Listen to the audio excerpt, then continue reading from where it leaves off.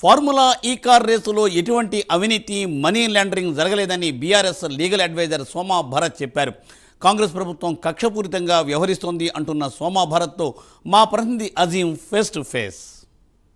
Secretary అలాగే legal team advisor Soma Bharat గారు మనతో ఉన్నారు. అసలు లీగల్గా ఈ కేసులో ఎలాంటి పరిణామాలు ఉంటాయో ఒకసారి అడిగి తెలుసు సార్. చెప్పండి సార్, ఒక ఏసీబీ తర్వాత ఈడీ మళ్ళీ ఏసీబీ నోటీసులు వచ్చే అవకాశం ఉన్నాయంటే అసలు ఏంటి పరిస్థితి? ఏసీబీ ఇన్వెస్టిగేషన్ జరుగుతూ ఉంది. వాళ్ళు లాస్ట్ టైం ఇన్వెస్టిగేట్ చేసినప్పుడే కేటీఆర్ గారు అపేర్ అయినప్పుడు వారు స్టేట్మెంట్ రికార్డ్ చేసుకొని మళ్ళీ పిలుస్తామని చెప్పినారు. అవసరం ఉంటే పిలుస్తామని అన్నారు. ఇంత మటుకైతే పిలవలేదు, పిలిస్తే పోతుంది. ఈడీ విచారణ ఏంటి సార్? అంటే మనీ లాండరింగ్ సంబంధించినటువంటి అంశం అంటున్నారు కదా. ఈడీ విచారణ కాన్సిక్వెన్షియల్ అండి. ఇప్పుడు ఒక షెడ్యూల్డ్ అఫెన్స్లో కేసు కనుక ఒకళ్ళ మీద రిజిస్టర్ చేస్తే దాంట్లో 30 లక్షల కన్నా ఎక్కువ ఇన్వాల్వ్మెంట్ ఉన్నది అని అంటే ఆటోమేటిక్గా ఎన్ఫోర్స్మెంట్ డైరెక్టరేట్కి కేసు నమోదు చేయాల్సిన బాధ్యత ఉంటుంది. ఆ క్రమంలో చేసిందే తప్ప ఈడీ ప్రత్యేకంగా ఇవాళ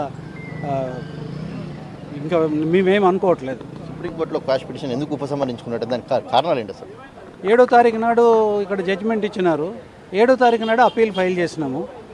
మరి అప్పీల్ ఫైల్ చేసిన తర్వాత మరి ఏసీబీ సుప్రీంకోర్టులో అప్పీల్ ఉంది కదా, ఇప్పుడు ఈ విచారణ చేయము అని అంటే వేరే విషయం. ఒకసారి వాళ్ళు విచారణ మొదలుపెట్టిన తర్వాత 9వ తారీఖు రమ్మని చెప్పి అడిగినారు. సో 9వ తారీఖు నాడు అపియర్ అయినాం కదా, ఇక ఉపయోగం ఏముంటుంది? అందుకని చెప్పి 9వ తారీఖు నాడే కేసు విత్డ్రా చేసుకోమని వచ్చినప్పుడు విత్డ్రా చేయమని చెప్పినారు కేటీఆర్ గారు. చేశాను, చెప్పేది నేను 9 నుంచి 15 దాకా ఆ కేసు రాలేదు. నిన్న ఆ కేసు వచ్చింది, దాన్ని విత్డ్రా చేసుకోమని చెప్పినారు కాబట్టి విత్డ్రా చేస్తున్నారు. విత్డ్రా చేసే ముందు ఈ కేసు ఎందుకు వేసినాము, ఎందుకు విత్డ్రా చేసుకుంటున్నాం అనేది చెప్పినారు. అంతకుమించి ఆ కేసులో ఆర్గ్యూ చేయలేదు, కోర్టు ఏమైనా జడ్జిమెంట్ ఇవ్వలేదు. విత్డ్రా చేసుకునే హక్కు అధికారము పార్టీకి ఉంటుంది. అది కోర్టు పర్మిషన్తో, కోర్టు పర్మిట్ చేయాలి. కోర్టు పర్మిట్ చేసింది అంతే. దాంట్లో చదివేదానికి ఏం లేదండి. దాంట్లో పెద్ద గొప్పగా చదివేదానికి ఏం లేదు. దాన్ని వక్రీకరించేదానికి కానీ భాష్యాలు చెప్పేదానికి కానీ అవసరమే లేదు. అది ఇక్కడ ఇన్వెస్టిగేషన్కి కోఆపరేట్ చేస్తున్నాం కాబట్టి ఇప్పుడు ఆ కేసు ఇప్పుడు అవసరం లేదని అనుకున్నాం అంతే. అంటే ఇప్పుడు కేటీఆర్ గారేమో ₹1 కూడా వృధా కాలేదంటున్నారు. కాంగ్రెస్ వాళ్ళేమో కోట్లలో అవినీతి జరిగిందని చెప్పారు. ఎలా చూస్తారు? కోట్లలో అవినీతి జరిగిందని ఎవడైతే ఆరోపణ చేసిండ్రో ఆడు ప్రూవ్ చేయాలి.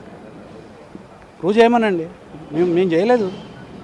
తర్వాత ప్రతి రూపాయి ఎక్కడి నుంచి ఎవరు పంపించినారు? అధికారులు, ప్రభుత్వం పంపించింది. ఎక్కడికి పంపించింది?